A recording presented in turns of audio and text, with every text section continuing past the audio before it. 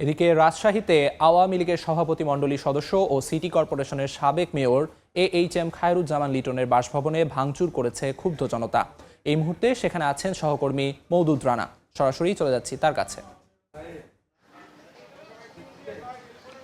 দ্বিতীয়বারের মতো বাংলাদেশ আওয়ামী লীগের সভাপতিমণ্ডলীর সদস্য ও রাজশাহী সিটি কর্পোরেশনের সাবেক মেয়র এইচ এম খায়রুজ্জামান লিটনের বাসভবনে বিক্ষুব্ধ ছাত্র জনতা তারা ভাঙচুর করেছেন এবং হামলা চালিয়েছেন। গতকাল বৃহস্পতিবার মধ্যরাতে বিক্ষুব্ধ জনতার একটি দল এখানে এসে পৌঁছান এবং তারা বুলডোজার দিয়ে এই বাড়িটিতে ভাঙচুর করেন।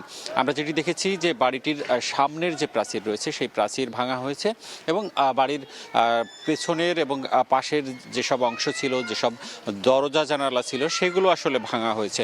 এবং আমরা স্থানীয়দের সাথে কথা বলেছি, তারা যেটি বলছেন যে গতকাল যেসব বিক্ষুব্ধ ছাত্র জনতার দলটি ছিল তারা মূলত বুলডোজার আনেন এবং তারা এই বাড়িটির দ্বিতীয়বারের মতো আসলে ভাঙচুর করেন।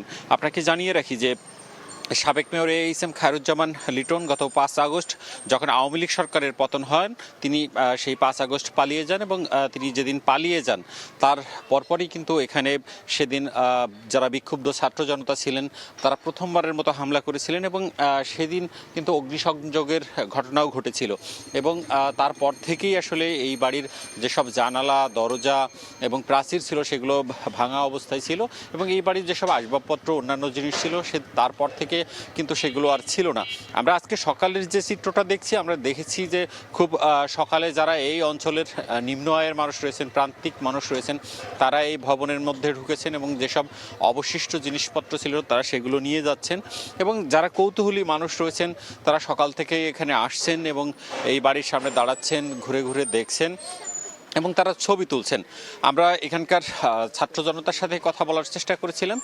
তারা যেটি বলছেন যে পতিত যে আওয়ামী লীগ সরকার, সেই আওয়ামী লীগ সরকারের যারা দোসর ছিলেন তাদের আসলে কোনো চিহ্ন তারা রাখতে চান না এবং সেই কারণেই আসলে তারা এই বাড়িটি ভাঙচুর করেছেন এবং তারা বলছেন অন্যান্য যেসব আওয়ামী লীগের সময় সুবিধাবাদী দোসররা রয়েছেন তাদের জন্য এক ধরনের বার্তাও তারা দিচ্ছেন। এবং আপনাকে জানিয়ে রাখি যে এর আগে গত বুধবার রাজশাহী বিশ্ববিদ্যালয়ের 4টে আবাসিক ভবনের আবাসিক যে হল রয়েছে তার নাম ফলক ভাঙচুর করা হয়। এরপর গতকাল পররাষ্ট্র প্রতিমন্ত্রী শাহরিয়ার আলমের বাড়িতে অগ্নিসংযোগ এবং ভাঙচুর করা হয় এবং রাজশাহী কলেজের যে বঙ্গবন্ধুর নামে মুরাল ছিল সেটিও ভাঙচুর করা হয়।